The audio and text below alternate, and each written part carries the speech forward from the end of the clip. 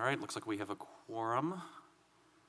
So seeing that it is after 7, I'll call this meeting of the Community and Economic Development Authority to order. It's a joint meeting with the Housing Advisory Committee. The first item on our agenda is a roll call. So I'm going to do CETA first. Arata Frada, Yeah. Clary, Here. Hamilton, Hardy, Potts, Wheeler. We have a quorum for Hamilton CETA. is here, but He's think not he's away from talking. I us. can see him. I'm here. Okay, you thank see you. me? And for the Housing Advisory Committee, we have Amagashi, Yeah. Clary, Here. Gorman. I thought I saw Mallory. Maldonado, Here. McKee, Here. Mertens, Here. Perry, Shimming, Wofford. We have a quorum for the Housing Advisory Committee.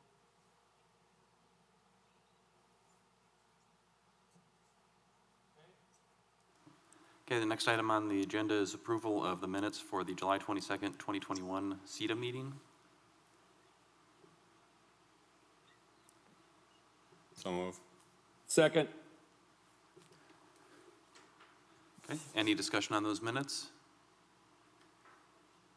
Seeing none, all those in favor signify by saying aye. Aye. Aye. Those opposed, nay. The minutes are approved. Since we do not have a chair for Housing Advisory Committee, Do you know who made the motion? It sounded like it was Maldonado, and he's not on CETA. Oh, I'm sorry. So, It's 7 a.m. we're trying to determine who made the Aye. motion. Joe did, and I seconded it. yeah, but Joe's not Okay, on. Joe's We gotta do it over. We have to do it over. Yeah. All right, I'll make the motion. Second. There we go, Jennifer. Jennifer seconded. Okay, all those in favor signify by saying aye. Aye. Aye. Aye. Those opposed, the minutes are approved. Now we need to do Housing Advisory. Then we have approval of minutes for the June 14th, 2021 Housing Advisory Committee. So move. Second. There's a motion and a second. Is there any discussion? Seeing none, voting on the motion, all those in favor signify by saying aye. Aye. Aye. Those opposed, nay. The minutes are approved. Yeah. Yes, so we're going to modify things a little bit. We'll take care of public appearances for non-agenda items since I see we have no members of the public with us. And we will then jump down to, I believe it's item 7 on the agenda, which is H&A Advisors Update, Workforce Housing Endowment Program Feasibility Study. And I believe we're returning it over to Mike. Mike first. and Steve, Mike yep. and Steve. Whichever one of you would like to go first. All right, well, thank you, Mr. Chairman, and we are happy to be back before both of the bodies this morning. And we're very excited about having the opportunity to give you a presentation regarding the updated and full draft of our feasibility report this morning. I trust everyone had received a copy of this document in advance of the meeting. And we certainly would like to go through the document, but rather than page by page, we prepared a little PowerPoint to hit the high points, and we're happy to go back and review any specific detail of the report itself. We will be referring to what we think are some of the key findings and assertions, assumptions, and details within the report. But as we go, please feel free to ask and interrupt with some questions that you may have. Our objective today is to present this report and to give you the opportunity to ask those questions We also have some open policy questions that both of the bodies that are deliberating today, along with the council, will have the opportunity to make final decisions on ultimately. But we wanted to introduce those and give you a chance to be familiar with the questions and begin thinking about your direction on the questions. And then I think Mike Zimmerman and Joyce will go through the next steps as a follow-up to this and the process going forward. So with that, I'm going to share my screen and open up the PowerPoint document that we have prepared.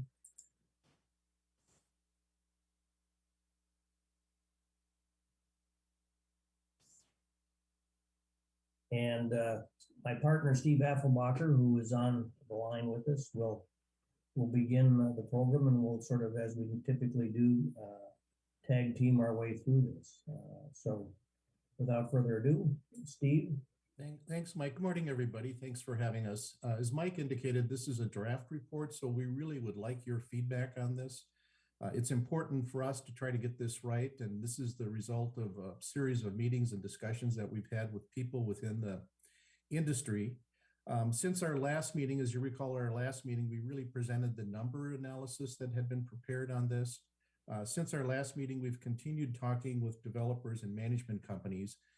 And I think we found that the larger developers, probably the project is a little bit too small. And the recommendation is that for builders, that would probably be somebody that would be able to really do 2 units or 10 units, excuse me, in terms of the concept that we have, which makes some sense. We've also talked with 3 area bankers at this point in terms of the concept. All of them were very receptive, wanted to participate in some form or fashion, and agreed to go back and look at what they could do. And I think some of their feedback that we're going to get subsequently in the future here will help us address one of the open-ended or one of the risk sections that we've talked was identified at the last meeting. We've also then, based on the questions at the last CETA meeting, developed some risk analysis that I'll go through here in a minute. And we've developed some ideas in terms of how we could mitigate that. We're certainly open from others to talk about how we could further mitigate some of the risks that we've identified, at least up to this point, that we're aware of. We've also included some illustrative concepts just to kind of give you a sense of the layout. I think in doing that, it was clear going to the 1,400 square feet that we'd probably need two and a half baths, given the layouts that were presented in those designs. And last, then, there's, as Mike indicated, a number of open policy questions that we'll identify, and we'd be looking for your feedback. We wouldn't see a decision today being made because this is something that needs to be thoughtful, but it would be good to get your thoughts and give us some direction on how to handle those. So as we've talked then, Mike, are you going to be sharing the screen? Is it not up for everyone? No. Well, let me continue while you're doing that then, Mike. So what we've done up to this point is we've really worked with you in developing what that workforce housing concept would be through the Survey Monkey and survey that we did. We reported on that, which is really a 3-bedroom, 1,400 square foot, 2-car garage, unit that would be constructed. Its focus would be for this particular development, 80 to 100% of medium income area. We've also solicited feedback then from participants, both from the builders, management companies, and bankers. And last then, developed the model tailored to the specific economics of the community in Fitchburg. Having a specific site would allow us to tailor it even further, but based on not knowing a site, we've developed then that financial model that we'll talk about. And we're at a point then where what we're going to be doing is talking today about that final report, and at some point here in the near future, making a decision on whether there's a go or no go based on what you're hearing in terms of the development. So big picture, before we get into some of the other details, if you want to go to the next one, Mike, the study conclusions are that we've tried to reflect in our model really the trend and not specific situations. As you know, as the last time we talked about the numbers, there was a very volatile increase in lumber prices. There's still adjustments to be made, and the feedback we had gotten from a number of builders is it's really difficult to predict what's an accurate per square foot number. In our analysis, we used $165 a square foot. There was an adjustment for that other 150 square feet at a little bit less than that, but overall, that's the analysis that Mike is going to be talking about in more detail. We do believe that the concept is feasible. What we've concluded is that the median income, that household income that would be necessary for this project to be feasible would be at least $74,240. This ends up being about for a family of three. This is the 80% for a family of three households. And for two households, it ends up being about 82.26%. And for a family of one, based on the analysis, this would not work for a family of one person. We did last time get into a discussion as to what does that mean in terms of income. If there's two people working, that ends up being about $17.84 an hour, to try to give you a sense as to what the affordability level would be then for this particular unit. We also concluded then that it would work for incomes between 83 to 100%, and that if we had grant funding, that's without grant funding, and that with grant funding of estimated to be about 200,000, this would work then for the 80 to 100%. So our goal is to achieve home ownership, and based on our model, depending upon what someone's adjusted gross income is, at the 80% number, it would be 10 years before they would be in that home ownership program. And then if somebody were at 100% of adjusted gross income, it would be at 4 years in terms of being able to make that transfer to home ownership. So not knowing who's coming in there would really be a variety of ranges of incomes. There would be varying years then when those tenants would be able to convert to home ownership. And as we mentioned then specifically is we were able to identify a specific site and area. We could update the model and be more specific in our general conclusions. So Mike, if you could flip to the next page, please. Just in terms of the feedback last time, I know the biggest concern, and we certainly see that as the biggest concern, was the future interest rate fluctuation. We've identified that as the number one risk factor, and those that have been identified. We've identified some subsequent risk factors that we think we should at least make everyone aware of. You'll note on page Exhibit 5 in our report, there's more of a detailed analysis as to mitigation efforts that could be taken to minimize these risks. Briefly, the mortgage interest rate underwriting criteria change risk is certainly something that's of a concern. In talking with the bankers, some of the ideas that we looked at to mitigate that was to have a first-time homeowner program available to the tenants. We've assumed that the transfer of ownership would take place when there would be a conventional financing in place, which would mean that they would need to have 20% equity and to be able to qualify for underwriting criteria. There are a variety of programs for first-time ownerships that would allow either help with the down payment or less of a down payment. The bankers that we had talked about, we're going to be pursuing that to give us more insight as to some of the programs that they could make available.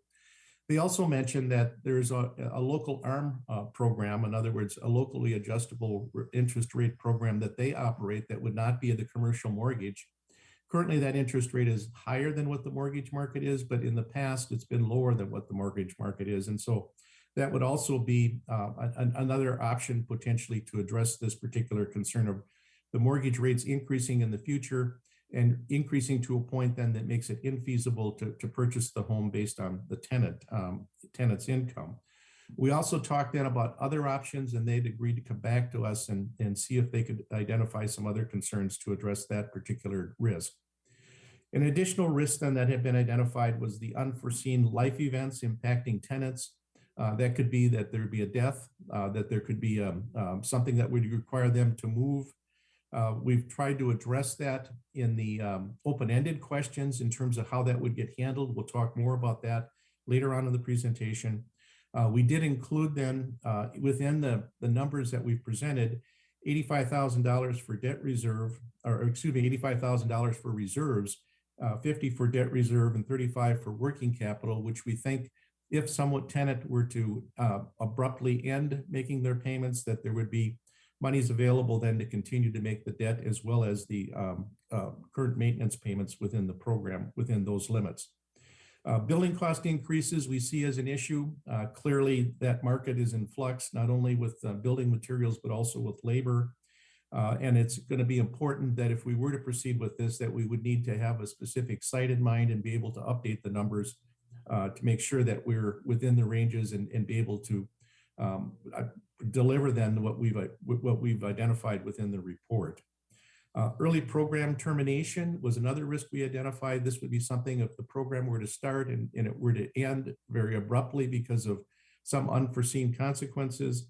What we've tried to do is stage this so that we go into each subsequent step with you, CETA, the city, knowing where we're proceeding and making sure then that everyone's comfortable with that step before we proceed with the next step that would be required.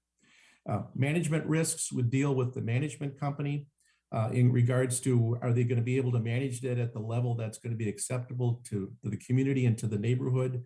A lot of the feedback that we received indicated that it would be important to have 0 lot lines to be able to handle this. Make sure that there's a minimum of common space in terms of the design, and make sure that there's a qualified management company that's finally identified to be managing the facility. And provide then an additional bonus then once that transfer of ownership has taken place to make sure that they see that as being an important incentive for them to continue. The other would be. I had a question. Yes. Can you clarify what 0 lot lines means? Yes, where the building line is the same as the property lot line. Okay. So if you have a common wall, you've got that line going right down that. And so there wouldn't be a common space that would be there. Does that make sense? Yep. Thank you. Last then, 2 other additional risks: the potential challenge of market value in the event the tenant's not satisfied because maybe the price had gone down. We would expect that the contract would put CETA in a position to make sure that they maintain control over the unit, and in a worst case would be in a position to have to re-rent the unit to some subsequent person or family. And then last, unexpected replacement costs or repairs during the period. We talked before that we've identified the reserves necessary. There would be a reserve created for those expenses, as well as working with the builder to make sure that the materials were of acceptable quality. So we wanted to hit up front those concerns because there's certainly factors in your decision on whether or not to move ahead with the program. But at this point, I'd like to turn over to Mike to review the numbers and make sure everyone understands where we're at in terms of the last analysis we've done. Mike? Thank you, Steve. There are some spreadsheets here that I'm not going to go through every line, but I wanted to just point out some things in terms of the overall program, the costs, and and remind everybody where the money is coming from or proposed to be coming from in order to fund this thing.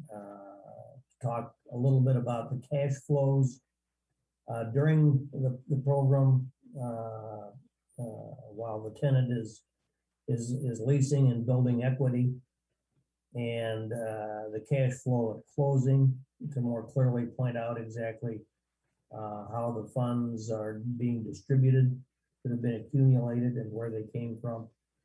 So this page on this slide is actually set forth in more detail on page 10 of your full report.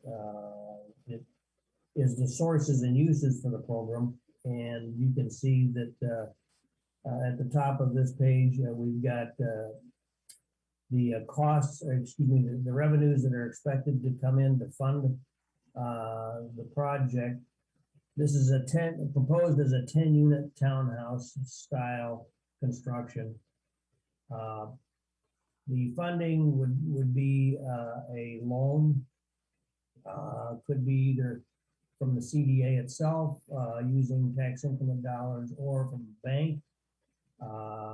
That's in the amount of the $2,124,000. There's also the TID allocation. This is the portion that will be reimbursed back to CETA once the program has had the transition from tenancy to homeowner, and that closing occurs, 82,000 per unit will be returned to seated to replicate the program. We, as was pointed out earlier in the earlier presentation, we expect each tenant to bring a minimum of $5,000 into the program for their own equity as a stake that they would have financially in the project. There are other expenses here that would be coming from tax increment dollars that would not be subject to reimbursement.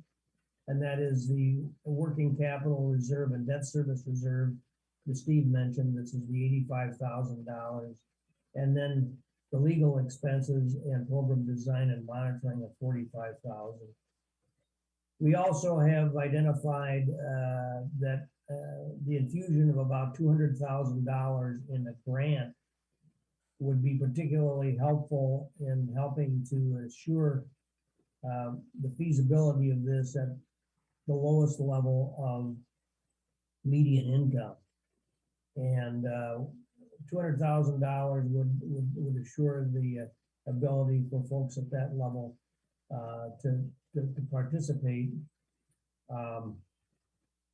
And so $2,124,000 comes from bank loans, $1,200,000 from tax increment or other internal cash, for a total of $3,324,000 in total cost, total revenues, which balances, to the costs, which are laid out in general here. Our construction is about 2.689. We're assuming land acquisition is about 320,000, and professional service fees, financing costs, builder's fee, and cash accounts available equals the same amount as the revenues at the $3,324,000 level. This is another page that's included in the full report. It's a summary of a number of scenarios that we've run. These are only 4 scenarios of approximately 9 that we have run. We didn't include all of them in the full report, but we do have details of examples 3 and example 5, and summaries of all 3 of these. But basically, each of these columns represents different levels of income.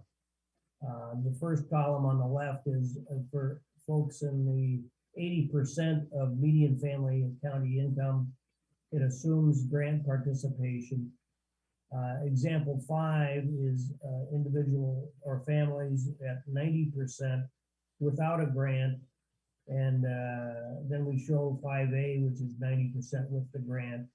And then example 4 is individuals at 100% of median family income with no grant.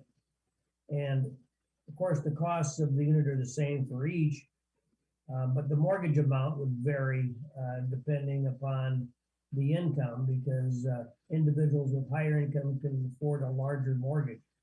And so there's more subsidy that's involved in individuals in the lower income categories, as you would expect. And you can see the each tenant would be bringing their $5,000 to the table. The reimbursable TID amount for the 80%er would be $82,000, and at 100% it drops to $32,000. Non-reimbursables are $13,000, and the grant would be about $20,000 per unit if applied. Oops, sorry about that. We also have the breakdown of the number of years it would take to accumulate the equity necessary to convert to private ownership. In other words, to sell the unit to the tenant. And so for in our projections at 80%, it will take about 10 years to accumulate that amount of equity. And as you can see, the value is larger at the 10-year point because of that appreciation that occurs over 10 years. This is a shorter period of time. So in the first column, you've got 370,000 that would be the expected value of the unit. I will remind you that we've used only an assumed appreciation rate of 1% per year in our models.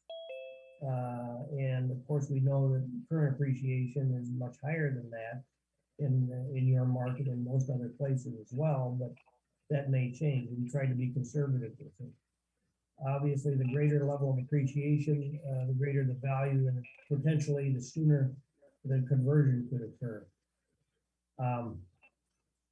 We have the balance owed reflected here. This is the outstanding balance that would be owed back to the bank at the end of 10 years. In this case, it's $158,000 in the case of the 80%er. And then we would have 82,000 that would be due back to CETA as their advance in the beginning. That leaves $130,000 of residual equity. And in addition to that, there's accumulated cash flow that would have occurred, which would be the difference between the monthly amounts that would be necessary for mortgage and the amount that would be available at 30% of the income. At closing, we expect that the tenant is going to need to put 20% down for a conventional loan. That's $74,000. But we're also wanting to be able to create a mortgage that's low enough so that going forward, they still are not required to spend more than 30% of their income on housing. And that requires additional equity in the case of the 80%er, such that it would be an additional 76,000. We get done to subtracting those numbers, we end up with still with a $10,000 balance that would be over and above the 82,000 that would also come back to CETA. I've got another spreadsheet in a second that'll add a little more detail to this, but sorry to be flipping back and forth. The bottom lines here that are shown reflect the amount of equity that is available at the conversion point. And the question of the ultimate distribution of that equity and between the homeowner and CETA is one of the open policy questions that Steve will be talking about going forward. But in the example of the 80% person, that equity is that would be accumulated would be significant. It would be approximately $150,000 in equity. So this is showing annual cash flow for the 80% homeowner individual. And at the top, we're reflecting assumed inflation and wage growth would be equal at about 2% per year.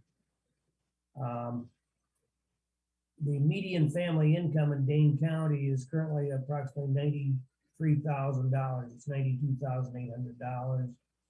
And so the income level that we would be targeting at the 84% level is $74,240. We talked earlier about, trying to understand what that means to a family. If you got 3 individuals, you assume that it may be a 2-income household that we bringing in the $74,000. If you break that evenly in half and calculate it on an hourly basis, it's a little over $17 an hour in that household to give you a sense of what income segment that you're targeting or you're able to serve with this program at the 80% level. And so 74,240 is the 80% income. 30% of that is $22,272 a year. And then we would be subtracting, these would be the costs that would be deducted from that in addition to the mortgage that would be part of that 30%. So you would have a condominium fee, we assumed in this. We had a payment in lieu of taxes. This is because this project is owned by the CDA during the period that the equity is accumulating and prior to the sale to the tenant, the property is technically tax exempt for property tax purposes. But we are expecting that this program would generate enough cash flow to be able to pay the city its proportionate share of the tax pie during that holding period. And then once the property is sold, the full property tax would be paid to the taxing jurisdiction annually. We have insurance costs at $1,000 a year. We've got the management fee, $2,088. The utility cost, $2,800, and that leaves a net of about $12,600 for a mortgage payment, or a little over $1,000 a month available for mortgage. And under this scenario with the cost, the mortgage would be at $927 a month. That leaves a difference of about $124 a month, which would accumulate to build a fund balance in the program as we go. As you can see, the accumulated fund balance would grow to the point where in year 10, it would be about $30,372 a month. But this gives you an idea of the cash flow annually with this 80% unit.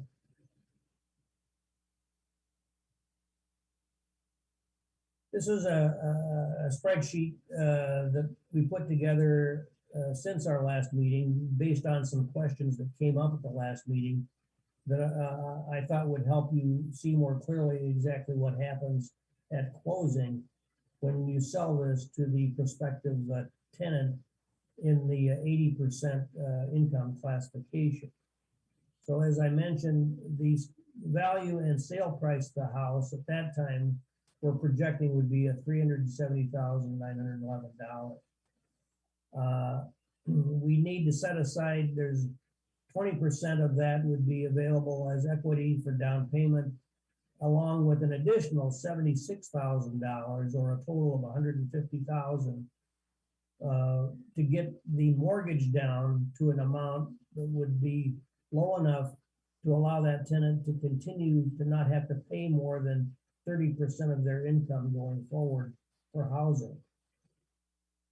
And so the resulting mortgage amount then at that point, at conversion would be supplied by the bank, would be $220,022. The proceeds, in other words, the proceeds at that point then would be used to pay off the original loan balance of $158,000. That leaves $61,000 after that loan is paid off, along with that $30,000 in accumulated cash flow balance that I just mentioned, provides $92,000, of which $82,000 would be used to repay CEDA, its original investment, and that leaves another $10,000, which we assume would also come back to CEDA. So CEDA would be collecting at closing a total of $92,000 in proceeds between the mortgage balance and the cash flow balance.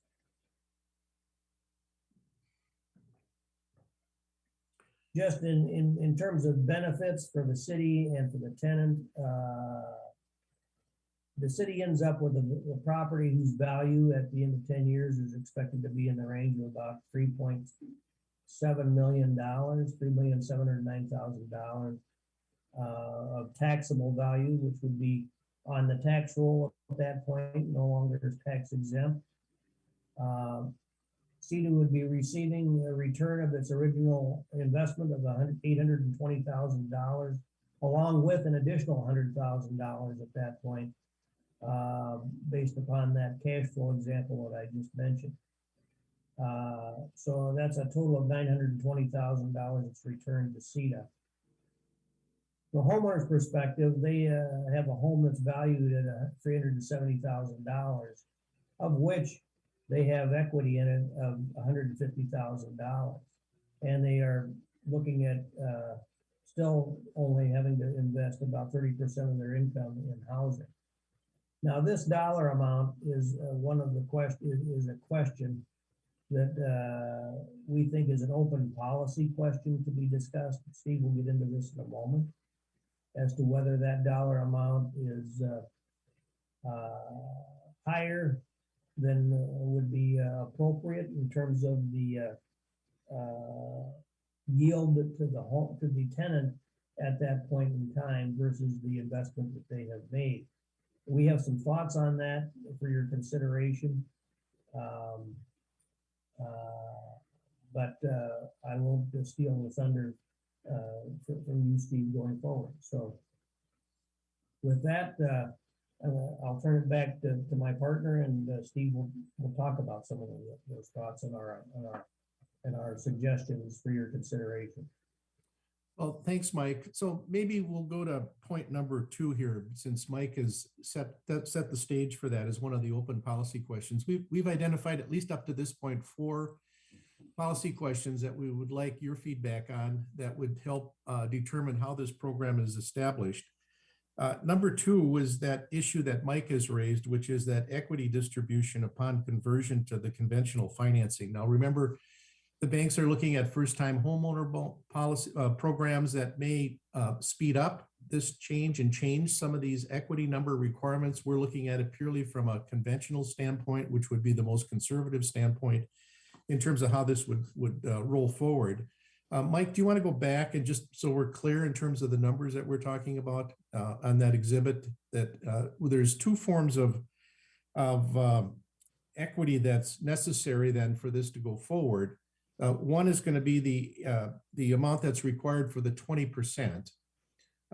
Maybe go to the Mike, to the one that's before this. The next one. Let's see. And this is it's actually shown right here, Steve. If you look at this slide, it's probably a little clearer here. okay. This second row is the 20% right here. Okay, so as Mike has talked about, this is an individual analysis at the time of closing, and so there's the equity that's the 20% down payment, the 74% or 74,182 that you see there, and then there's the additional amount to make sure that they continue to pay 30% of their income towards housing, which would be then the 76,507. So. Those are the numbers that add up to the $150,000. And Mike, if you could go back up to the 2 above that, we can see it changes for the individuals. There you go. You'll see then that's for the 80%, that number that Mike looked at in the middle. You'll see in the red what's been identified, or you'll see what's been identified is this 74,182 and the 76,508 that are there, those 2 numbers that have been identified. For someone that's at 100%, which is on the other side of the spectrum, if you move over, Mike, with the cursor there, you'll see that the equity down payment is the 69, and there isn't anything that's required then to continue that. So that's the range that we're looking at in terms of equity that's required, and it's really based on the income that the individuals have. So the question becomes, what happens to that equity and who receives ownership of that equity? And so what we had talked about is that that's an open-ended question for feedback from CETA. We think, at least initially for a recommendation, that the 20% is necessary for the down payment, that equity should probably could potentially remain then the equity for the homeowner for participating in the program. Anything up and above that, the equity that's required to provide then the additional 30% of their income, that equity would come back to CETA and would be due then upon sale of the unit, or upon at the end of 30 years, assuming they had a 30-year mortgage, that it would be repaid back without interest. Was an initial cut then that we had in regards to how that could be handled. So that's what our thought was on this open-ended question. I'll go back up to the equity question number 1, and I'll just lay out these 4 questions, and then Mr. Chair, I'm assuming that you'll come back and want to have this discussion once we get through our presentation. I have a question. Yes. I'm sorry. Just want to be clear, I came late, I apologize. The equity that you're talking about, the 2 pieces of equity that you're talking about, the first one comes from the, I don't know, we're calling it the the fund, the grant fund, 76,000 to put down payment on the house. You hear me? You're breaking up. Very hard to hear you. Can you go back to the slide and tell me where the 76,000 equity comes? There's the first piece of equity. No, go back there. Yeah, right there. 20% down payment equity. Where does that come from? That's generated in two ways. One, as the mortgage is being paid down, Correct.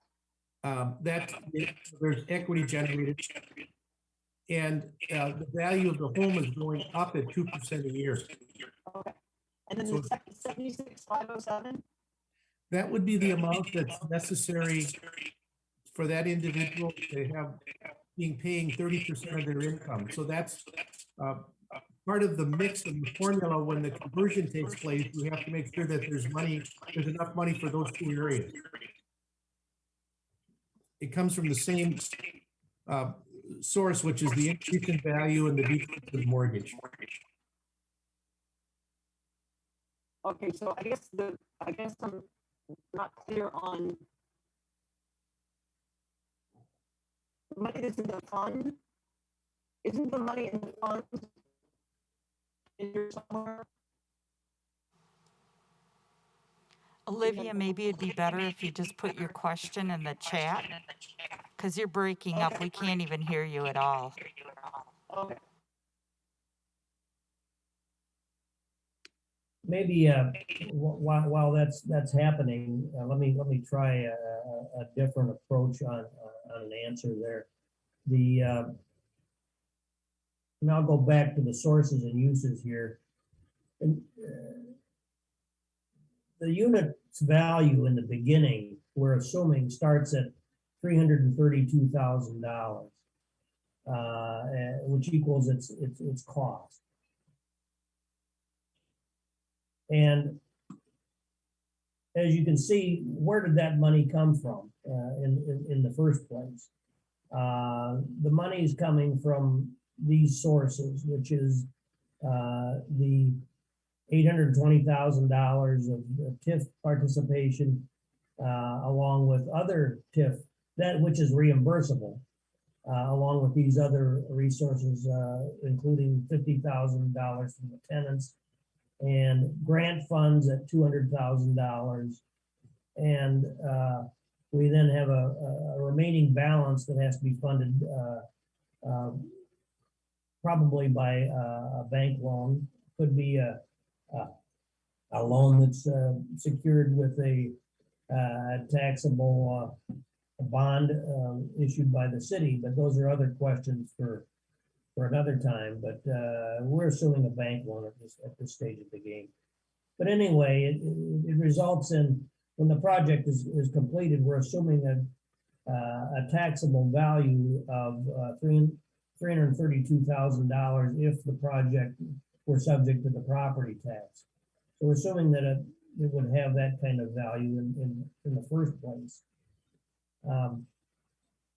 Going forward, we're assuming that this property would appreciate at a rate of 1% per year. And so at the end of 10 years, that value has grown from $330,456 to the $370,000 number that we're referring to here. Let's see, where did I get that?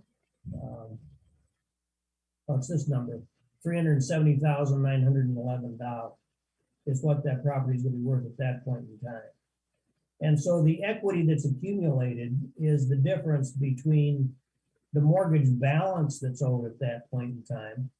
In other words, there's $158,000 of mortgage that has to be paid off, and the value at that point in the future. And that's the $220,000 that's here. And that money then is being redistributed as we're suggesting in this fashion. Most of it is going back to pay off the loan and then we're using dollars to reimburse CEDA. So I don't know if that clarifies things or not, but we have equity in the project of $150,000 in addition to the $220,000 that is the mortgage, the future mortgage amount. Both those numbers, if added together, equal the $370,000 of value at the 10-year point. I have a question. Go ahead. Yes, I'm trying to understand the 74,000 and 76,000. So my question is, the $74,000 at year 10, okay, when they are, when we are doing the conversion. So does it mean that the tenant at that time, they need to come out with $74,000? My No. second question is, where is that 76,000? I try to figure out that number. It's confusing for me. The $76,000 from where is coming?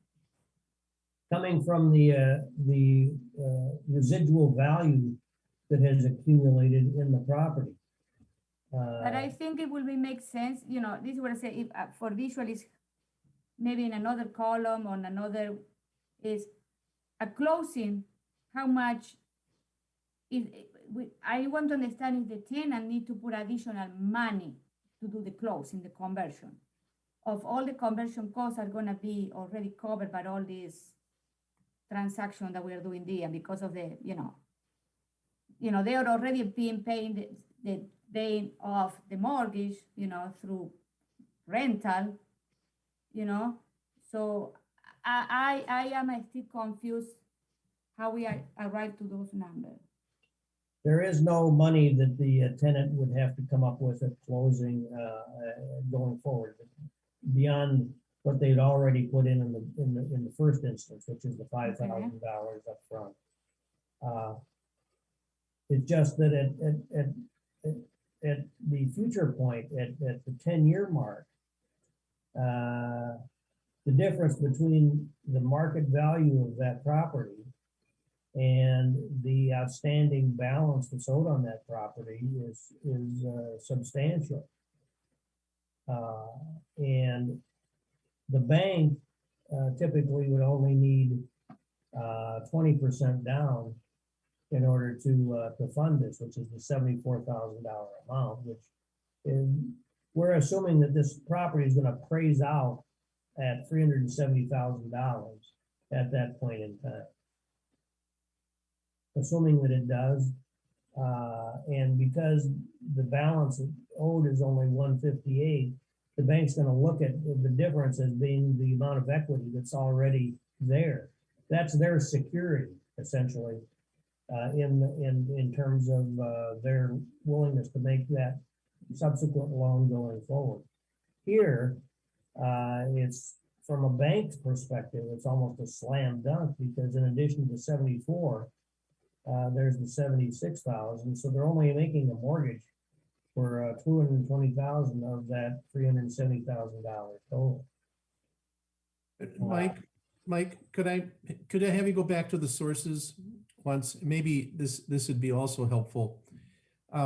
We talked about the value of the property going up, but if you look at this, we really have 820,000 worth of TIF in that, as well as the grant funds that are in that. And so that's really part of the equity that we talked about, because Mike is looking at what's the loan outstanding. And if you look at the sources and uses there, there's $3.3 million total, but the loan is only $2.1 million. That's what can be paid by the tenants and the rent that's there. The rest of that is helped get us to building the $3 million project. And that equity that's reflected there is showing up at the end when we start to look at where we are in year 10. So we refer to it as equity. In other words, what's left over on the mortgage that's there, but it's really reflective of all of those sources that went into the project originally, as well as value. Can you hear me? Yes. You know, as a former banker, I'll tell you one of the things that I've known for years, and that is the case of Rosie scenario. That's what I'm looking at here. Was there an analysis if the market did not rise up the way you've looked at it here? What does that mean for us as a city, as a housing community? Well, I mean, just a little ballpark. If things were not this way, what's the worst case scenario? I don't want rosy scenario. Those are good. We appreciate that question. We have done stress tests on the numbers. The interest rate fluctuation and the costs certainly have a major impact on the outcome here in terms of the feasibility of the program. And the costs, as they begin to rise and the interest rates increase, we have built into the model and assumed cost of money in year 10, such that interest rates, we're assuming a takeout cost at that future point in time of about 4.5%.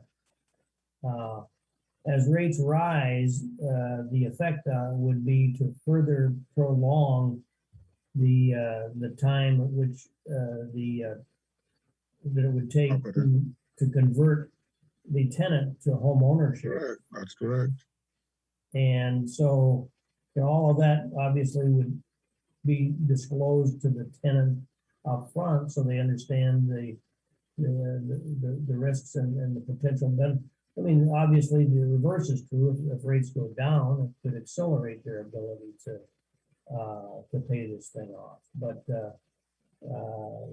that is a reality of what could happen, is that this could stretch out to be a longer program than was originally bargained for or desired at the front end.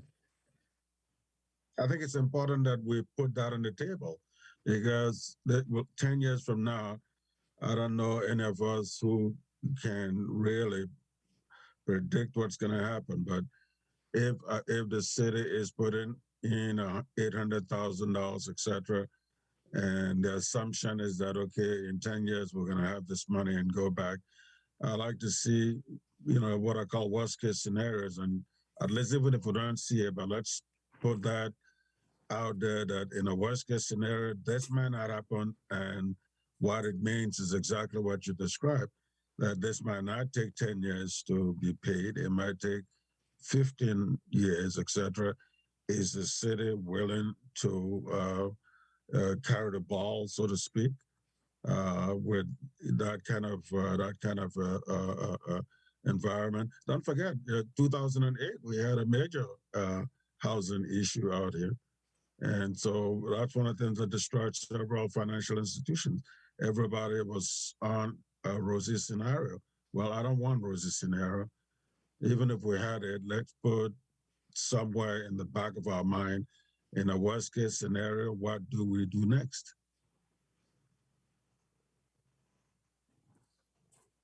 Thank you.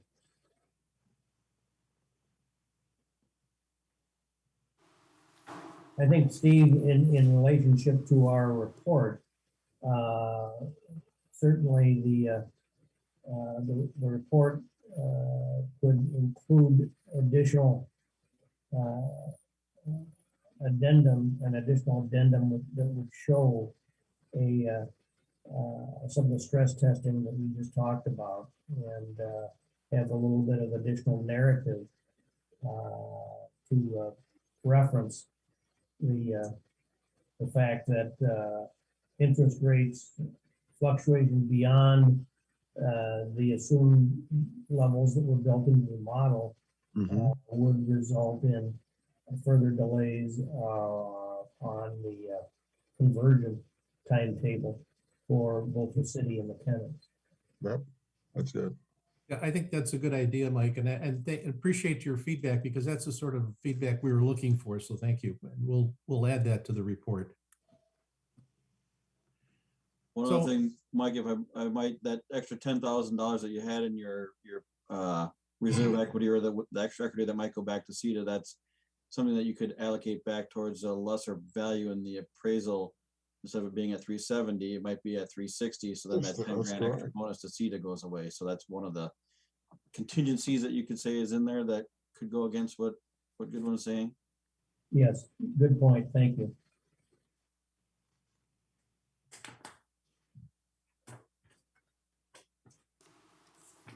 Mike and Sort of Steve, serve as a shock absorber. Mike and Steve, this is Joyce. Mic's off. No, it's Yes, on now. go Oh, ahead. yours must be different. I think in our conversations, and you guys can tell me if I'm wrong, didn't you guys kind of address this with the banks when you talked to them and they felt that that's something that they would be willing to work with the city if they were to be part of this program to address? Is that correct, or is it too early for me? No, we certainly had that discussion with the banks. I think it would be a little bit, we'd be a little bit over our skis if we said that they had committed to absorbing the a big shock on the interest rate fluctuation. I think within a limit, they're willing to work. They've expressed their willingness to work with the city in making this a viable program. You know, the banks have incentives. They all have obligations through the Community Reinvestment Act to be helpful in this type of thing, along with other areas within that act. But I think they see this as a need. They're familiar with it because they have people coming to them every day for mortgage assistance, and they know the nature of the market in Fitchburg, and it's very difficult to serve first-time home buyers right now. So anything they can do to offer something that would be opening the door to a few more people, I think they'd like to do that, and they've expressed a willingness to put their shoulder to the wheel too. So that, yes, I don't know if that jives with what we talked about, Joyce, or if that was what you were thinking. But Steve, do you have something to add to that? No, I think they clearly are interested in helping and certainly said that they have latitude to bend their rules to be supportive of the program. What that specifically means is something they were going to go back and get back to us in regards to how they may be of additional assistance. So did we answer the question of where the equity came from? We've taken a couple ways of doing that, and we can spend some more time on that if that's necessary.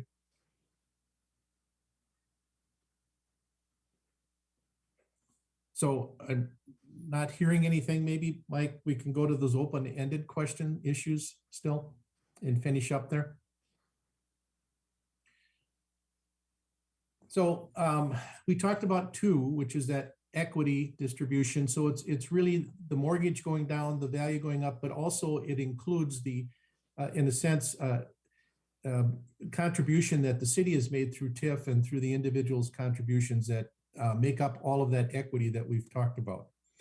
So additional open-ended questions would be if the equity distribution, what happens to the equity distribution if a tenant has a life-changing event and needs to leave before they can convert and buy the unit?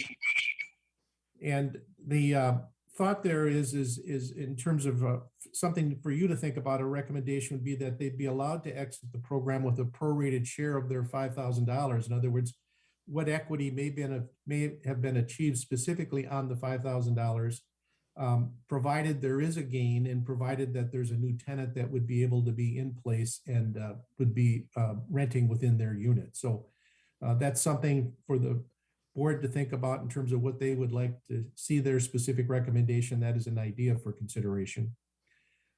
Item 3, then, there have been some communities that we've talked to that have said, well, since we've started out making this workforce housing, we want to ensure that it remains workforce housing. And so there has been a discussion in other communities about land leases, land trusts, or other restrictive covenants that would say, well, when you sell it, it's going to be sold and priced as affordable housing because we've done something to try to bring the value of that property down. We did raise that question with the number of builders we've talked to, as well as bankers. All saw that as additional restrictions that could negatively impact the ability to really finance or be involved in the project. And so at least our initial recommendation for discussion by the city and CETA would be to say that there wouldn't be any covenants that would be attached to this, that it would continue once the individual buys that to continue then at market price. But that certainly is something for the committee to talk about. Steve, if I could just Yep. add to that point. I think the other thing that we thought mitigated in favor of that approach is that with this program, and what I think sets this apart from some other types of housing assistance programs is, as the name implies, this is intended to create an endowment fund to allow the community to continue replicating a new project going forward, targeting that income segment, individuals within that range. So while this particular property ultimately would become market rate and strictly arm's length standard housing once it's converted from CETA ownership to the tenant homeowner ownership, going forward beyond that point would be we envision it as being market driven. At the point of conversion, those monies that come back to CETA, the $920,000 or more, depending upon how much equity you choose to retain, that money would be available to replicate this program again and again and again. So it isn't like you just be one and done with this thing. This is intended to create a fund to allow this to go on in Fitchburg and have the ability to have that still have that impact going forward. But we did get that reaction pretty consistently from both builders and the banker community that having those kinds of restrictions would make it more difficult to finance going forward and create a narrower market for resale of the property going forward as well. Thanks, Mike. And last then, the allocation of grant funds. When we've run the numbers, we did allocate of the $200,000 that we're saying if we were to achieve grant funds, that's allocated $20,000 equally to each unit, regardless of their adjusted gross income.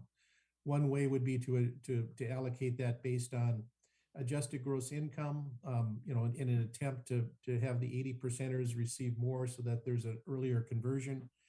Just given the program and the details of the program, at least our initial thought is to allocate that equally because we don't know who's going to be moving into the individual adjusted gross income, have adjusted gross income of the tenants that are moving into each individual unit. And it would make it difficult if we had everybody at 80% and then we had allocated on some other formula up front and didn't have the dollars to allocate at the end.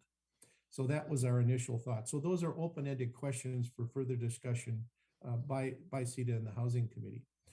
So Mike, do you want to, we're wrapping this up. I know this is a lot of information to throw and there's a lot of numbers to try to understand. But we've gone through the PowerPoint presentation, and I'm glad we've had questions as we go along. We'd be happy to answer further questions. We'd also like to seek some direction on some of these policy questions at some point from the group. And in terms of next steps, I think Mike and Joyce were going to talk about that.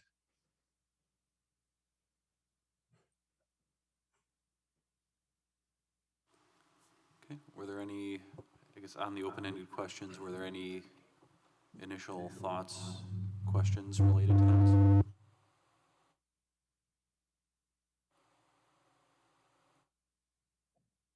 Julia? Make a comment? Can I go? Yep, go ahead. So it's not a question, it's more like a recommendation and it's like we need to come back to why we are doing this, okay? What was the intention of doing this? And I know that Mike, Steve, you provide a couple of different scenarios, but the idea is that we need to focus on what we originally intended to do with this project, and it's workforce 80% of the Dane County median income. So I want that to be the purpose of this. This is a workforce house. It's not weird, and I am very, I know that there are some issues that we cannot control, but I never expected that we are going to be in an affordable housing at $332,000. That was not in the intention of at the beginning of this. So that one is another, we cannot control the value of the property, the cost of construction and all that, but, we are already starting on a very high, I can say, home value, construction value, but I think we need to keep focused at what it was the intention to do this pilot program. So this is what I think for me is we need to focus on example number 3. This should be our focus. I know that you provide other examples, but I think that we need to focus on the intention of this program and make sure that we can build this.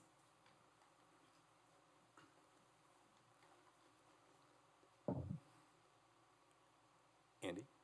Oh, go ahead, Mike. Julia, I just want to make sure I'm understanding. Are you saying, Julia, then that for the 10 units, if this was a pilot program, that all 10 units should be focused on families at the 80% of median family income? Yes. Okay. My personal opinion. Okay. I just want to make sure I was understanding that. Thank you. Yeah. And just for the both committees, the grant source of the $200,000, one of the next conversations that we're helping to coordinate with Mike and Steve is hopefully a Zoom meeting with them and the Dane County CDBG home staff as a possible future source of those grant dollars. So that's a conversation that'll hopefully be taking place over the next couple of months here. Can I ask another question? Sure. So what is the participation of WIDA in this type of pilot? WIDA could be a source of funding for the loans. Anything that we can do to create an opportunity for funding that would require a smaller equity participation would help the program. We didn't count on that yet, but certainly we wouldn't neglect pursuing that. We would recommend that and other options. I mean, I think, for example, the bankers felt that there were conversations that they have good working relationships with their representatives at Fannie Mae and Freddie Mac, and they felt that there were opportunities there that could be pursued that might enable a little more of a customized product to be formulated for this type of a program. with the support of those institutions. One thing that came up, and I thought this was very intriguing, that just to share with you, this might be getting a little down in the weeds, but it's somewhat related to your question, Julia. Just we found that one of the things in conversations with the bankers that they thought would be helpful would be in getting these payments that are being made during the rental period to be treated as mortgage payments in the eyes of the credit bureau, so that they begin to develop the credit standing such that after a 2-year period of meeting their obligations, they may be in a position to have the ability to refinance much sooner. And we noted that, I think it was yesterday, or maybe the day before, there was an article nationally that talked about that very point, that Fannie and Freddie are going to start looking at the rental payment history of tenants as a criteria for FICO scoring, so that they have a better chance of home ownership early. So I mean, I guess it comes down to the fact that there's a lot of people thinking about this, and their thoughts are leading in a similar direction. We were gratified to know that that point that we had come across was something that apparently is being talked about by a lot of people, and now it's reached a point where that's probably something that will happen, or could happen much more quickly, and would help Fitchburg, I should say, in this particular program formulation. It's a little indirect way of answering, but it's a, you asked about WIDA, but WIDA is just one of the options that's out there that we think could be matched or blended with this thing in order to make it even more viable. Okay, I think I saw Brian raising his hand. One of the things too, I just want to point out, I don't always want to be the one that's harping on costs. And I've brought this up in our task force meetings, is the fees that the city of Fitchburg charges, in particular parkland fees. But if you take the parkland dedication fee, the park improvement fee, and the city zoning fees or plan commission fees that are part of their per budget, on this 10-unit building, it adds to about $3.43 a square foot. So when you want to talk about affordability of housing and getting this affordable, fees are something that has to be part of this policy decision when you make this program effective, because that makes a huge effect in the cost of this project. And I think, Brian, that was something that Godwin brought up at the last meeting we had, and I'm not sure where Joyce or Mike are with that. I think you were going to draft a memo or something that was going to either go to CETA or the council about that, because I think that's been something that came out of the housing plan and that we've wanted to discuss for a while, talking about the fees and the fact that Fitchburg has the highest fees in the county, and what, if anything, we can do about that, and but that really needs to be on the table. I'm glad you brought that up, Brian. Can I? Go ahead, Julia. Yeah, so that one, it was discussed, I think, the first time that Mike and Steve were here presenting this to us, to see that. So that one was something that I expressed too, because if we are going to build this pilot housing program, I think we need to exempt, some of those fees in this particular project. I know that the city of Madison does exempt some of the fee, or waive some of the fee when they are building workforce or affordable housing. So it's something that we need to consider, at least to discuss. But I think if we are doing this pilot program, for sure we need to waive some of those fees. You know what I mean? So that one is my personal opinion again. And I have a other question, and maybe I missed this. Actually, go back to the Mike. You said you were going to meet with Dane County CDBG in the next few months to talk about the $200,000 down payment. Is this something that you're talking about, the down payment for the individual units? Is that correct? Down payment assistance? Yes. Is this something that CDBG programs have done before with this kind of private sector pilot? Because you're talking directly to CETA, right? The money would go directly to CETA? Yes, Olivia? we think the money would come to CETA, yeah. Olivia? Yes. Can I just take a stab at that?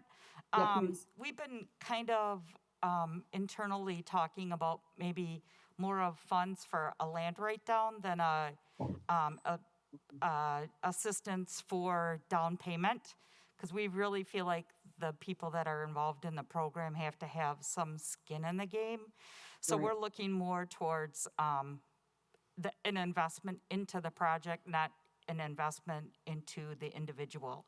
So when we talked with just a brief email with Peter, we may be looking at CDBG funds, home funds, or the Affordable Housing Fund. So, and this is all very premature. So, Right. But, does okay, that so help? Yeah. So that money would be, you said, as a land write down. So, right. Okay, gotcha. And then the other question I had, and maybe you talked about this, please, again, forgive me. How are the people being identified who would potentially be these new homeowners? What our program is envisioned is that there would be criteria established for the tenants, but the management firm that would be hired by CETA would have experience in screening and evaluating individuals and families for qualification for the program. Just by way of giving you a flavor, as part of our diligence on this report, we talked to a couple of folks, one of whom was Sue Boyhan in the Madison market that many of you know, I think, is involved in property management. And that firm, as an example, and I'm not necessarily saying that's the firm, but I'm just saying that as an example, that firm has had experience, and there are others I'm sure as well, but has had experience in actually doing what we're talking about here, identifying, screening, and managing tenants and properties for this type of a product. So it would be helpful to have some relationship with an entity that had that type of history. And maybe this is too detailed, but, and maybe Steve has already talked about this, but it would be, there are all types of people out there that could potentially, there are a lot of different people that need housing. Some might be more eligible than others. And how do you make it so it's,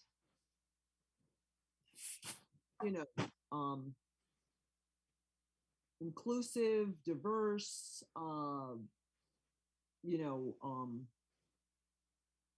right.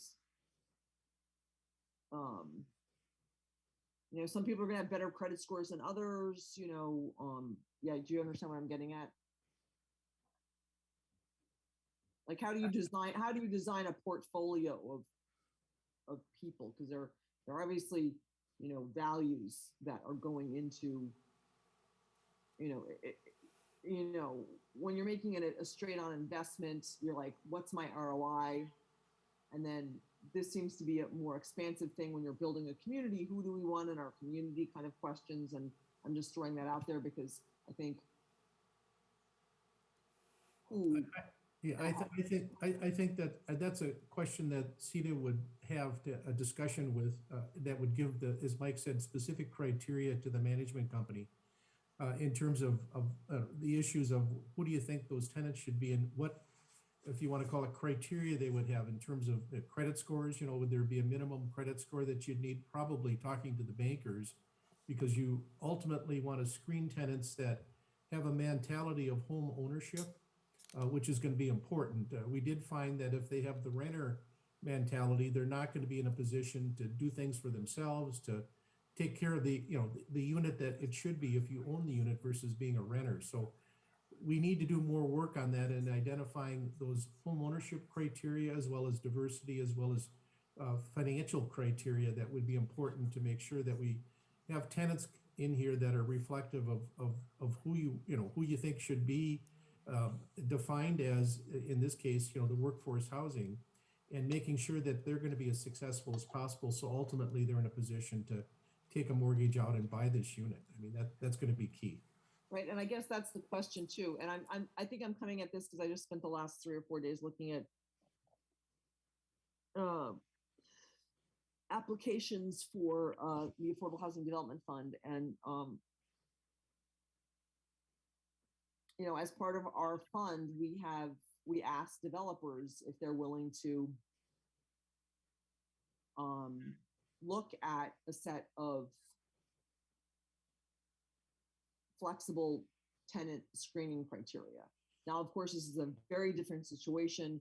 Someone's becoming a homeowner, but there is this sense that, not everybody's going to have a, 800 credit score, and maybe this person with the 720 credit score or whatever. So there's a whole tenant screening criteria that we look at and ask developers, what they're able or willing to accommodate, because not everybody is, or we just have a certain group of people that are always, getting, or we have a certain tenant mix that tends to be more one group than another. And we want to try and make sure that we're being supportive and inclusive. And I'm talking about the Affordable Housing Development Fund, different fund than this, obviously, but I'm just coming with that headset because I've been in these applications for the last 3 or 4 days. And Olivia? I just want to bring that up, and I don't expect anybody to have an answer right now. I'm just sharing this perspective that's an important value that we have. And so, yeah. Olivia? Yeah. That might be something that we would maybe address when we did an RFP as a question for the management company, when we do interviews. Because I'm thinking we're going to want, this is just me talking, and a little bird kind of put this in my ear, but, we may want to restrict this to, you have to be a Fitchburg resident to apply, per se. Right. Yeah. Or you have to da-da-da to apply.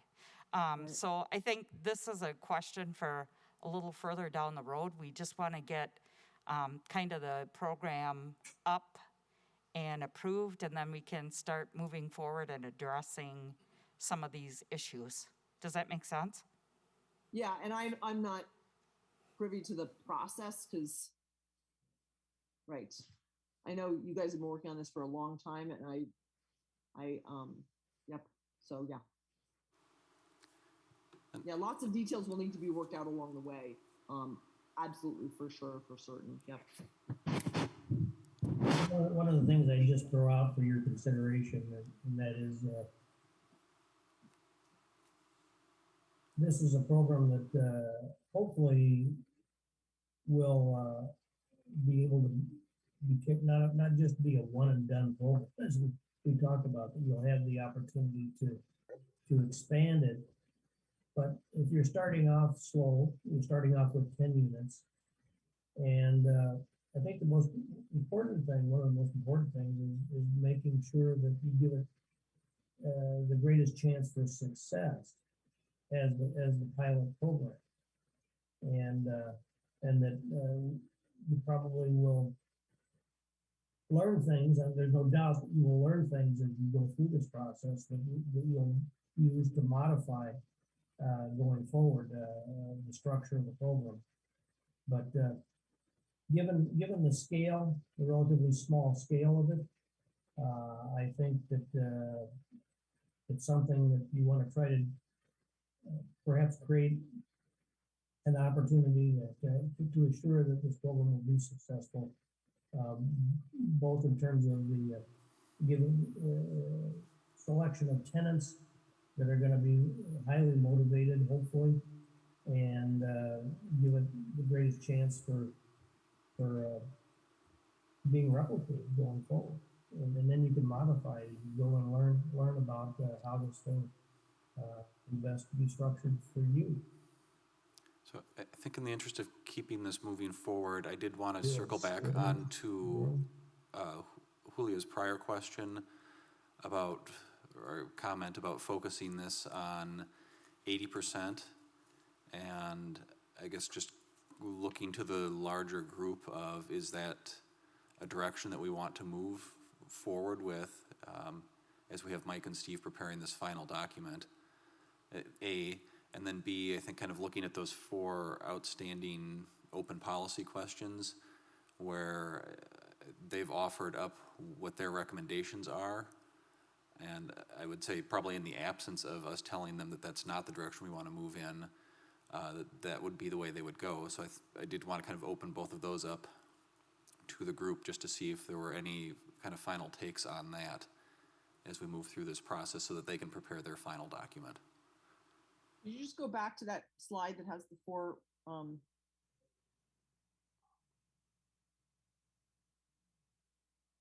policy considerations or whatever? My screen is frozen there, I'm sorry to say.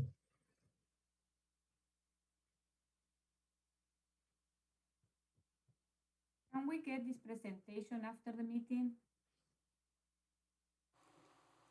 Joyce is going to email it out to both groups. Okay. Thank you. Is this the 4 you're looking for? Yeah. Yep.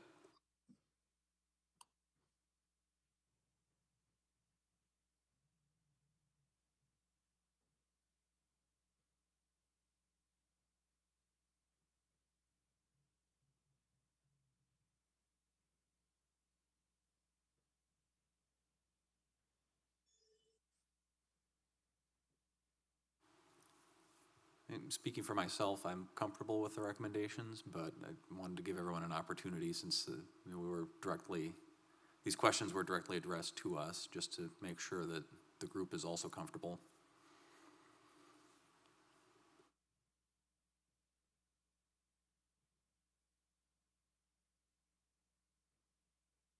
This is Joe. I've been intently listening, but I am comfortable with the recommendations as stated.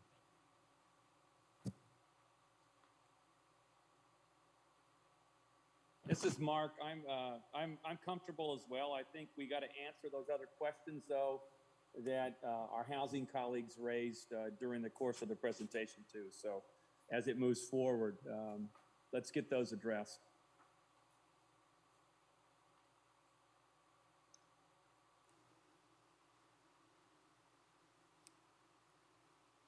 I think if there were no other comments on that, on these pieces, I was going to turn it over to Mike or Joyce just on the next steps in the process. Can I add something? Okay, go ahead. So, Mike or Steve, so when you mentioned some of the developers, have you considered also I would like to have like a list. What are your potential developer, and it's included Habitat for Humanity too is one of them that we can partnership in this project. Have you considered that?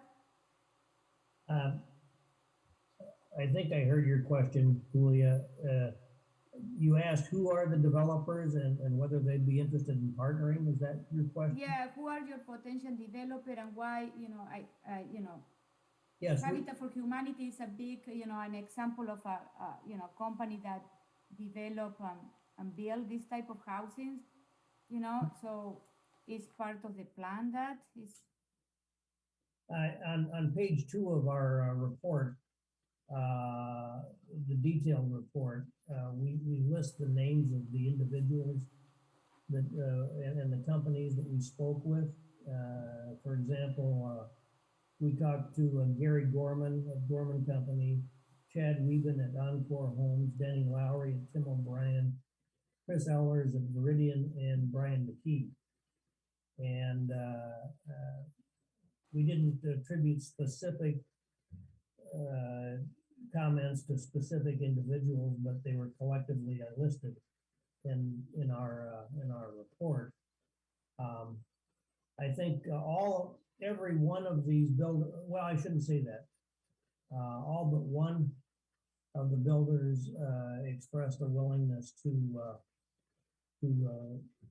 consider partnering with the city if it chose to move forward, or at least wanted to have further discussions with the city about that possibility. And we also identified, and they suggested that, it's possible that a smaller builder, one that would have less overhead, could probably be more cost effective for a project of this size. And so that would be a consideration to think about. But even the larger builders, and of course the biggest of the ones that we talked with was Gorman, expressed a willingness to at least look at this and have their staff evaluate further whether it could be something that they could tackle as a one-off type of arrangement. And those were names that were provided in the survey. So we were following up with the survey with the names of management companies as well as builders. So if we were to proceed, there would be an RFP, a request for proposals distributed, and it would be prepared and then be evaluated by CETA to determine how they proceed.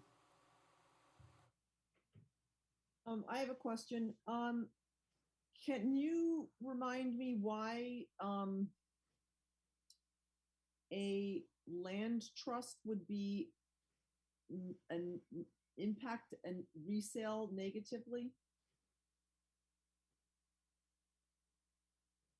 Steve, do you want to tackle it, or do you want me to?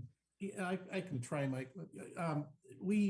There's various forms that under which that could take place, but in discussions with the bankers in particular, we talked about that issue, and they saw that as another party involved in the ownership of that unit that you'd have to have some certain documentation from to make sure that they had a position where they could, in the worst case scenario, come in and assume control over the property. And so we didn't get into details as to specifically what form of land trust it was, but the initial reaction by the bankers was that it's just another limitation that creates other documentation that gives us concern if we're going to provide that long-term financing for the mortgage. And so that was their feedback. Mike, anything to add? No, I think that was the bankers, the builders were thinking that from their perspective, as a developer, if they were owning the project, the problem of that type of restriction significantly narrows the market for individuals on resale going forward. And the narrowing of the market would potentially have the effect of limiting the value of the property because it's going to have less appeal because you got fewer people that are going to qualify to be able to acquire it, and as a result of that has some impact on property value. Isn't the idea with the land trust, and please forgive me if I'm wrong, is so CETA owns it, and the idea is that the homeowner is owning the improvements, and they're allowed to over time grow their equity and keep their equity, and then when they want to sell, whether it's 5 years or 35 years, CETA still owns it, And when they sell their house, instead of being 235 when they purchased it, maybe in 20 years is 335, and they sell it and they get to keep the equity. I think a very small portion goes back to the person who holds the trust, which would be CETA in this case. Now, I don't know if CETA can be a land trust, but I mean, that's the idea of a land trust. So to me, the only reason I like that idea is it keeps the cost down, because the land is never being taken into consideration as part of, that's the trust. That's where that stays there. And so the house price is always going to be less than a typical market rate house, because the land is owned by the land trust or CETA or whoever, so that just keeps the price down, going forward. Yeah, can I add something to this? One of the things that I have more concerned about this for is number 3. I agree with Olivia. Have you considered looking at a community land trust? How we can create these two? Because I originally, when everything started in my mind, I have the understanding that we are going to create like a land trust to put all this property there and have one common owner to manage and sell, and then we can keep, like Olivia mentioned, the affordability of these houses. So they are, in other parts of the country, they are doing what is the community land trust. So can you take a look at that and see? Yes, why don't let's, we'll provide an addendum on that also for further Okay. discussion.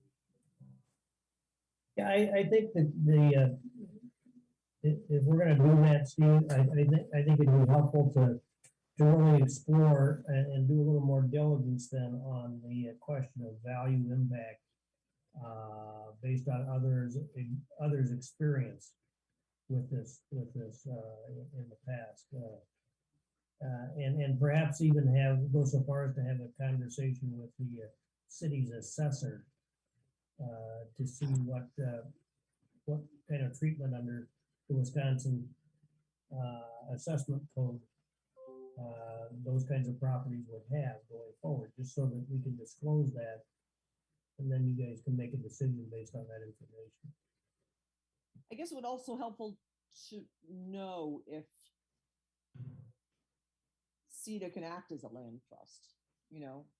That might not be possible legally for CETA to act as a land trust. I mean, this, question would be moot unless you wanted to create a land trust. And we already do have a land trust in Dane County, and you're welcome to reach out to them. I'm happy to give you their phone number.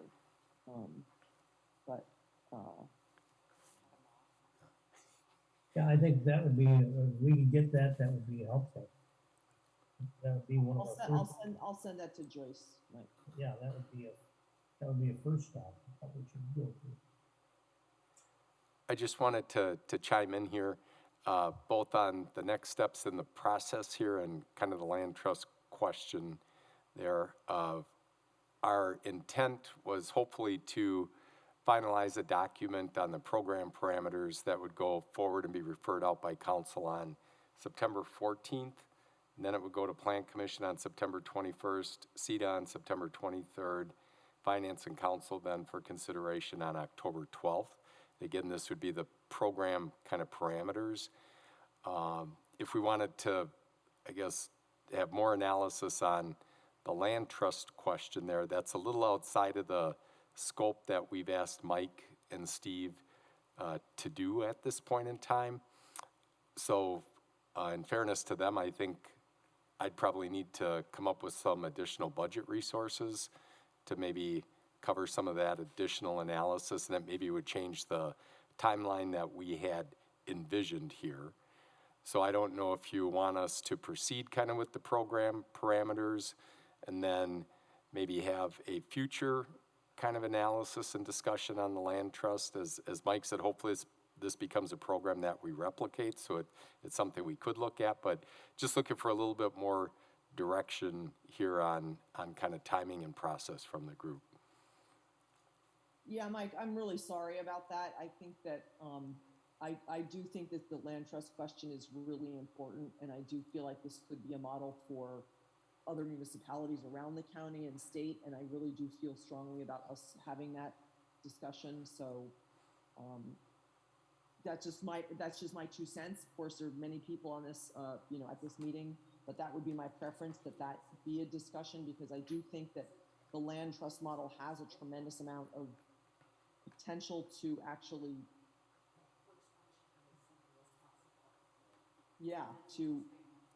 to expand this program and access to housing, if that's something that could potentially work. Now, literally, it might be a question of, it might be a couple of questions that will answer that, like, this isn't going to work because of X, Y, or Z. And I'd be actually happy to set up a meeting between our land trust in Dane County and Mike and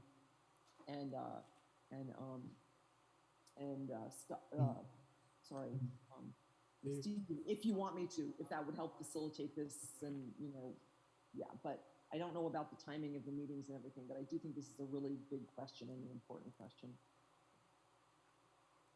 How about this? Could we have kind of a offline, maybe Zoom, Olivia, with you and Mike and Steve and Joyce and I, and then kind of figure out maybe how we could address that, and then we can determine what that does for our timetable. This was a timetable that we put together to kind of keep the program parameters moving forward, because in our 2022 budget, we do have some additional dollars allocated to start to look at more site-specific areas, so that way we can continue to refine the model based on a specific location.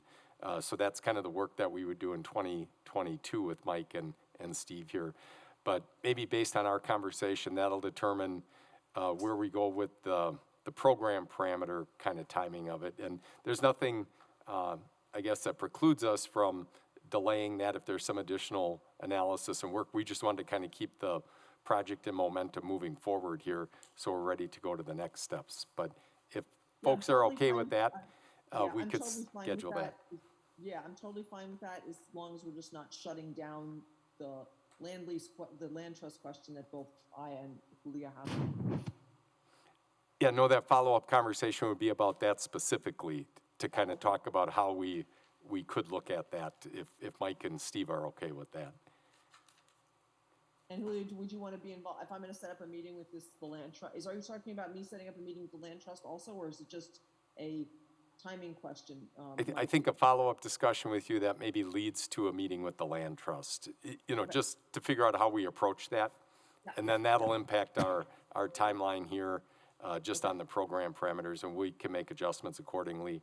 If there's some significant analysis that needs to be done, that may involve me going to Finance Administration and Council here for a budget amendment if we need some additional resources specifically for more in-depth analysis of the land trust, okay?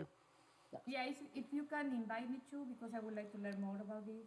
This is a question that they are gonna come at council meeting too, when this project is presented, so we need to be prepared. Okay, I think that sounds like a reasonable solution to keep things moving forward with this particular project, and then we can, in addition, discuss the land trust concept. Is there any other discussion on this?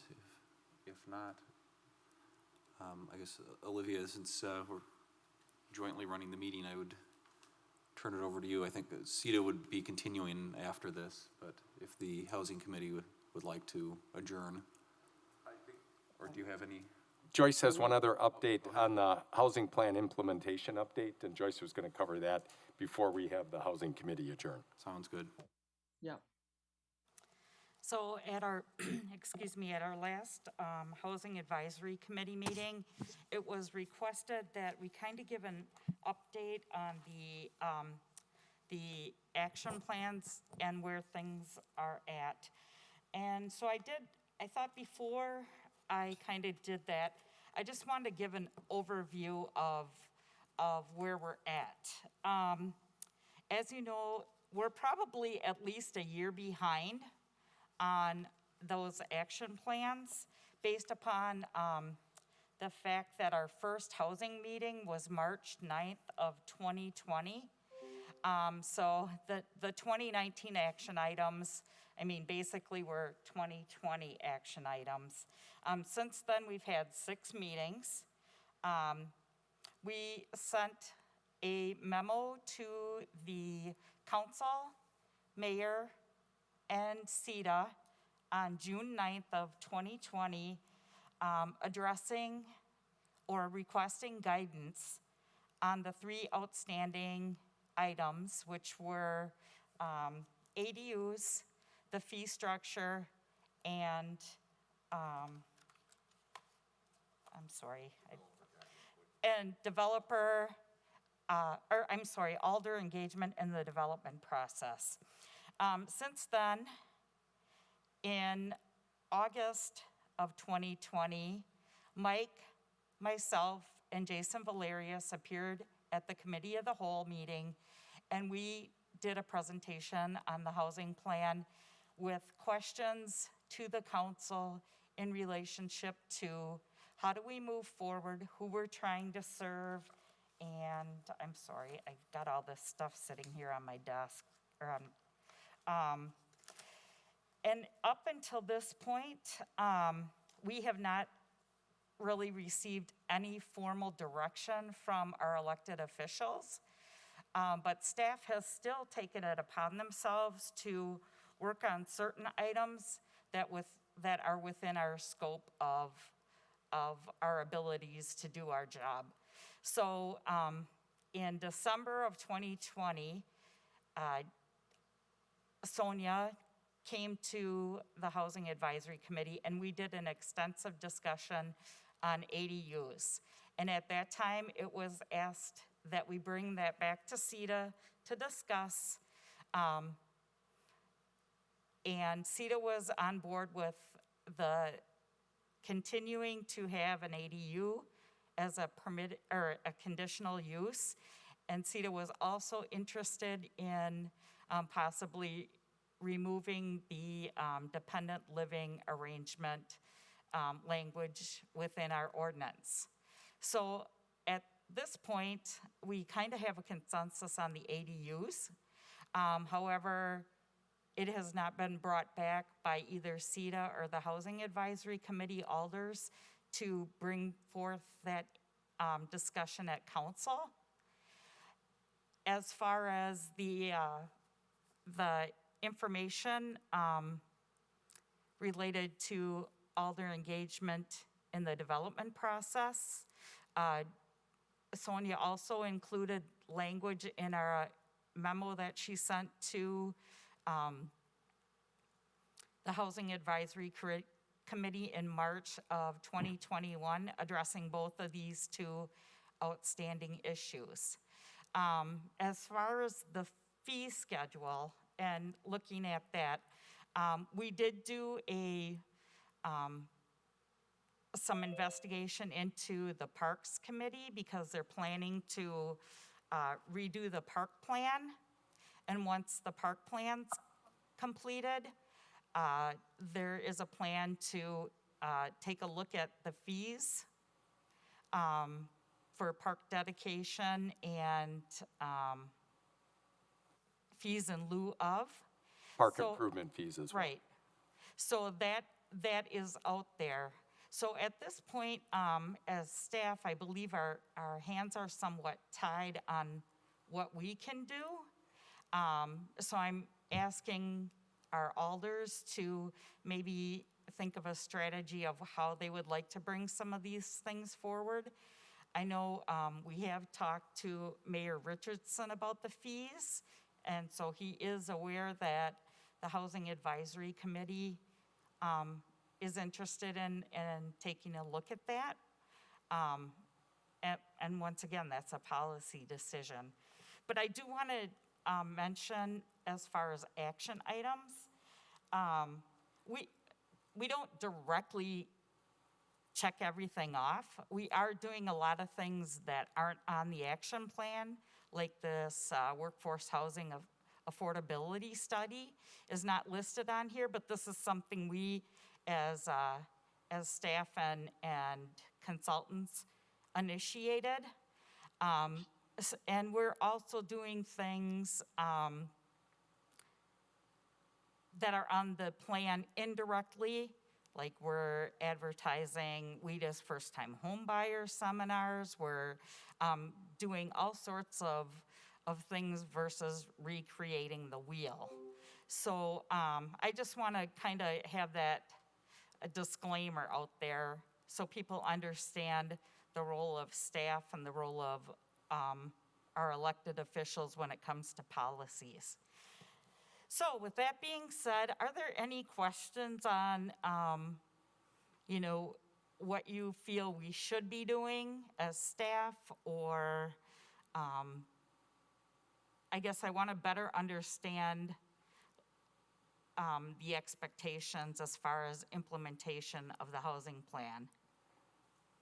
And Joyce and Andy, if I could just chime in on two things. Sure. One is we also did we authorized the resolution to allow the Dane County Housing Authority to operate in Fitchburg, which was something that was not previously available to them. So that was a key action item in the housing plan. I think the other one that's on our radar screen, but we just have to wait until the actual timing, is that hopefully both with TID 4 and TID 6, when they are ready to close, hopefully one will be in 2022 possibly, definitely both in 2023 or 2024, that there be a recommendation from both of these groups to encourage the council to pass the resolution to keep those open that last year to capture the increment to go towards the Affordable Housing Fund. But we can only take action on that in the year that those TID districts are ready to close. We can't do it in advance of it, but that's something that's on our radar screen.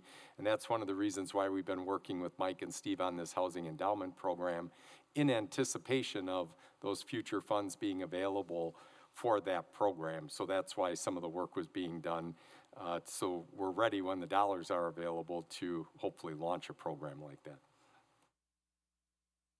Yeah, and I just want to say, Joyce, thank you so much for that update. And I do think that it's really important to remember all the things that you guys are doing behind the scenes and actually include those. And just because it's not on the housing plan, the housing plan wanted to move Fitchburg forward in a way that, expanded or supported the creation of more housing, because we have a housing supply shortage. So I would feel free to include all the work that's being done, especially in including, this pilot that you guys have been working so hard on, and also, supporting 6 meetings of this committee. So I just want to say thank you so much for all the work you're doing. And I think in terms of, being clear about expectations, I think I can speak on behalf of our committee. I think I know confidently that you are doing a tremendous amount of work, as Mike is, on this issue and these issues.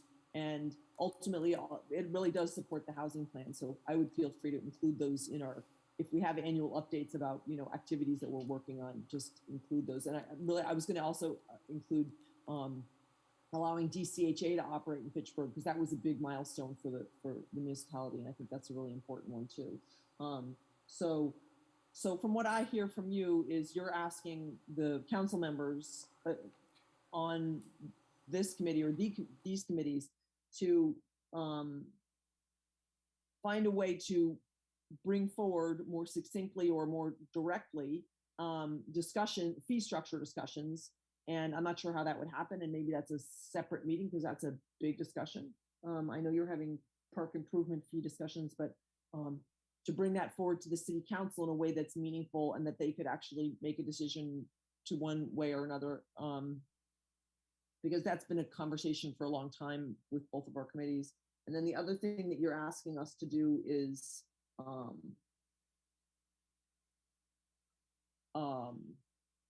support this program when it comes. I'm not sure. I'm not. Mike, maybe you want to explain to me, or maybe everybody else, how we're going to vote to support at least the timeline that you've laid out for, this program. Is that something that we need to do here, or is that something that council members need to do at the next council meeting? And maybe Julia, why don't you go next?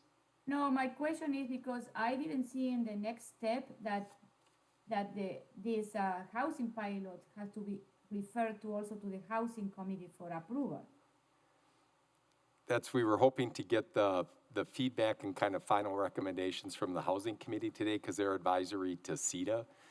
So Oh, okay, CETA is okay, the okay. official Oh, kind of okay, body. yeah, But based on the discussion today, and I think the next steps now, we are going to probably need to alter what was the anticipated timeline there. And I think that remains to be determined what will be the next steps, Olivia, until we have the recap with you and Julia, and then figure out where we're going to go with the land trust analysis there. So that'll probably get altered now because we're going to need to give Mike and Steve more time to figure out what our final draft is that would ultimately get referred out by council to the respective committees.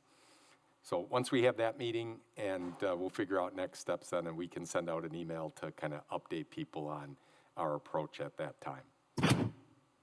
I'm gonna make a final comment about one of Lydia's recommendations, say that council member, we should move forward some of the fee and all of that. So I think you guys, someone had to tell us, okay, we want this to move forward. We want it to happen when, and then we can move it forward. But if nobody tell us to do it, there is conversation after conversation, but it's not a plan with a project and a substantial documentation of how to do it.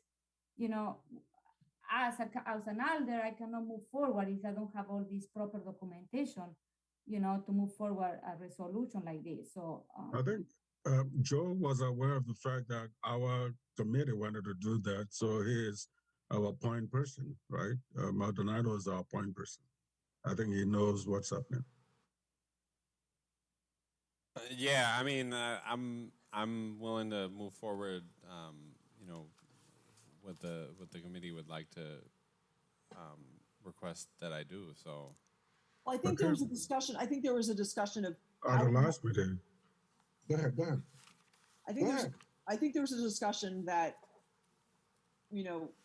since Fitchburg has the highest fee structure of any municipality, and it causing a downward pressure on, housing development in Fitchburg, we wanted to look at a fee structure and make some regional recommendations as how we can limit, reduce, or change the fee structure for single family development in Fitchburg that would make us more competitive with other municipalities. And that's a discussion, or, so we need to get down to the nitty gritty, the nuts and bolts, look at the fee structure, say what recommendations there are.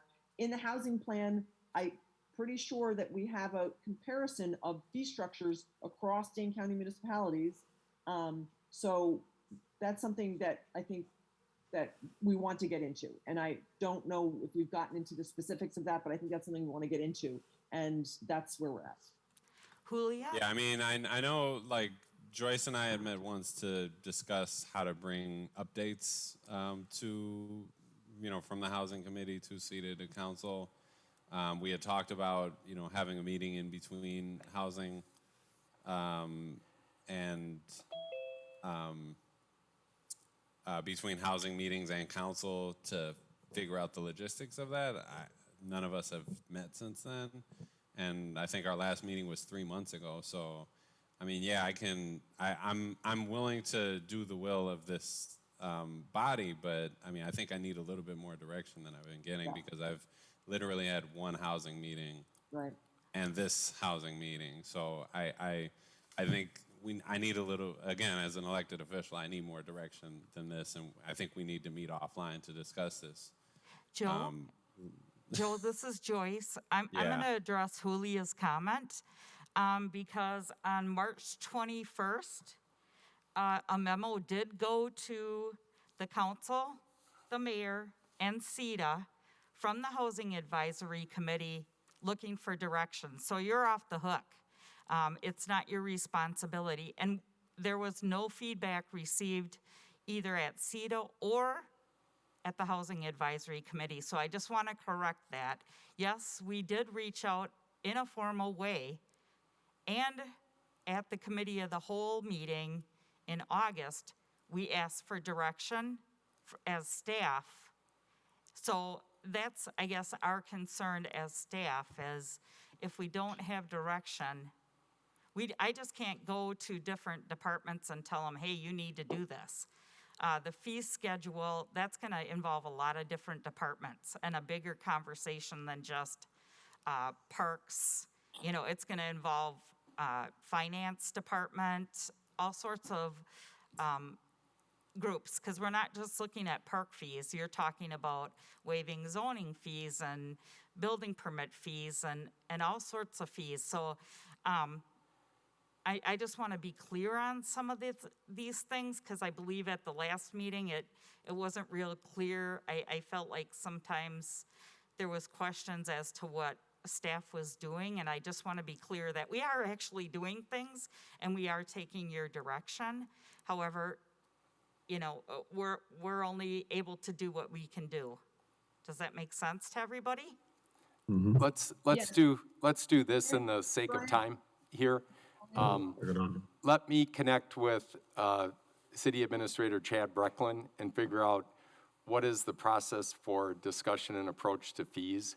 Like we said, the Parks Commission is going to look at the fee structure there after they finish the park and open space update plan. But one note of caution for you there, I guess, and Julia, you probably were at the discussion, they were possibly looking at maybe increasing the fees for park improvement fees there. So it might not be the direction everybody maybe on this group wants it to go. So I think it's a larger conversation, but let me, now that Chad's in place here, figure out a process and approach to it, because as Joyce said, it goes across many city departments here and is a larger discussion than just our two committees here.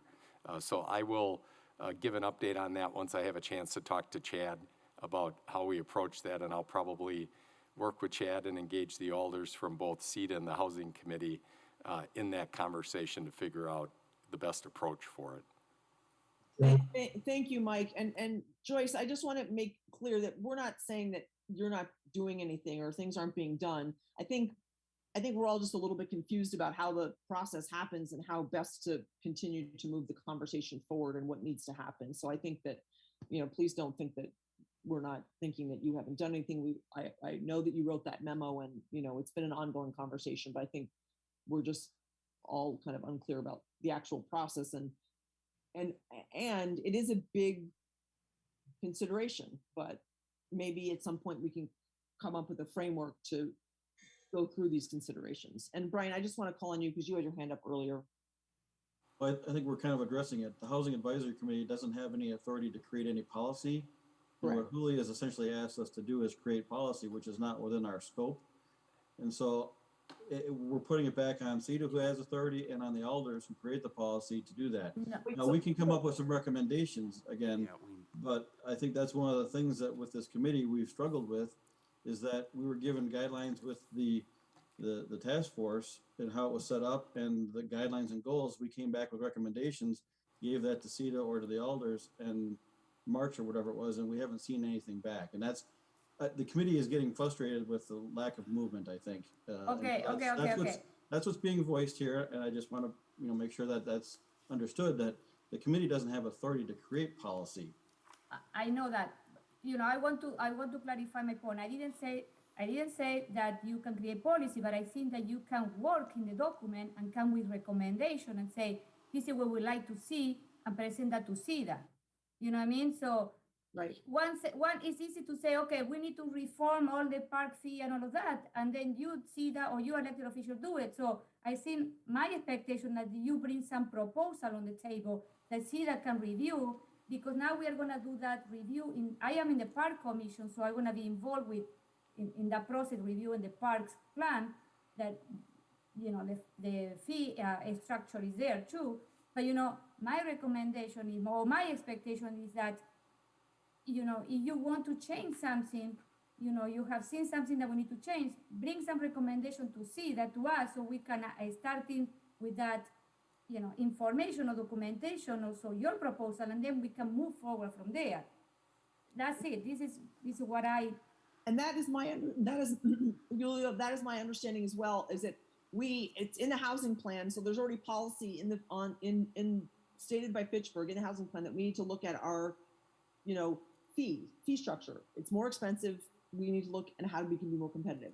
So my understanding is that as a committee, as a housing committee, housing task force, or housing advisory committee, we can actually look at that. We can look at those, we can compare them.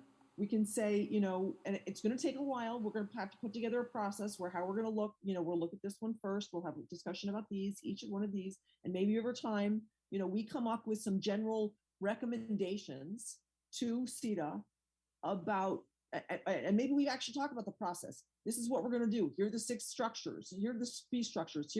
We're going to start looking at each one of these, and in a year from now, we're going to come up with recommendations for you to consider in changing our fee structure, you know, but the process hasn't started, and it's no one's fault. It is absolutely no one's fault. So there's no blame, but we'd like to start engaging in a process. And maybe that's a conversation with Joyce, you, me, and Mike to come up with a process, how we're going to, you know, how we're even going to discuss having a process to begin to look at these and be realistic about a timeline, maybe a year, 2 years, 3 years, whatever it's going to be, where we can actually, you know, look at our fee structure and, you know, compare it to the other ones. We have that data and how we're going to, you know, begin to have a discussion about it and who needs to be involved in the discussion so that we can start to get some traction. So could I make a request that Joyce, you, Mike, and I have a conversation offline as to how we might thinking about this? Yep, we'll work with you on that, and we'll include City Administrator Chad Brecklin. I just want to interject here. CETA has, we do have a remaining agenda to go through, and we do have some action items that we need to take. So I guess I would like to see this moving on if we could. Okay, do I have a motion to adjourn the housing? Oh wait, Godwin, did you say? So moved. I said so moved. Oh, okay, so moved. So moved by Godwin. Okay. And a second? Okay. Thank you so much, everybody. Thanks, Housing Committee. Thank you. Okay, moving on in the CETA agenda, item 5 is introduction of new city administrator. We have his name tag here, but he is not here with us.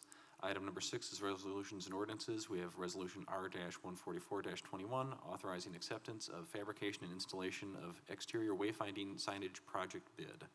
And I would just add, City Administrator Brecklin is going to join us at the next meeting. Okay. Okay. So agenda item number 6, this is the wayfinding project that has been out there for a while as we've been managing the various road projects. And so Joyce has been working with Public Works on this. This is the actual bid for the project that we built up the funds through the capital improvement plan. So we would like to have CETA's consideration and recommendation of this bid as it goes forward to Finance and Council so we can get the signs fabricated, get some of them installed. It'll be a 2-step process for installation as some of the other road projects are finished over the next year or 2 here. Mike, I would make such a motion to accept the proposal.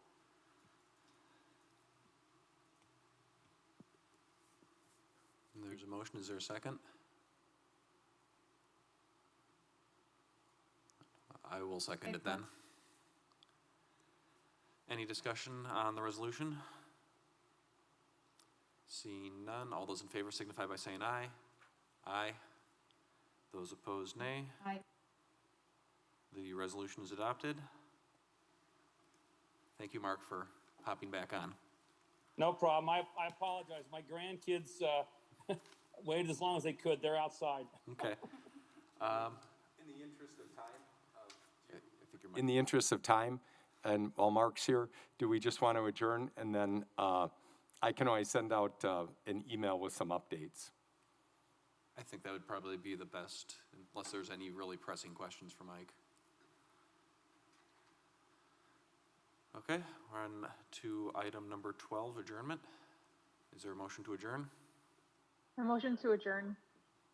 Jennifer? I'll second if Jennifer made the motion. Okay, second by Mark. All those in favor of adjourning signify by saying aye. Aye. Aye. All right, we are adjourned. Thank you very much.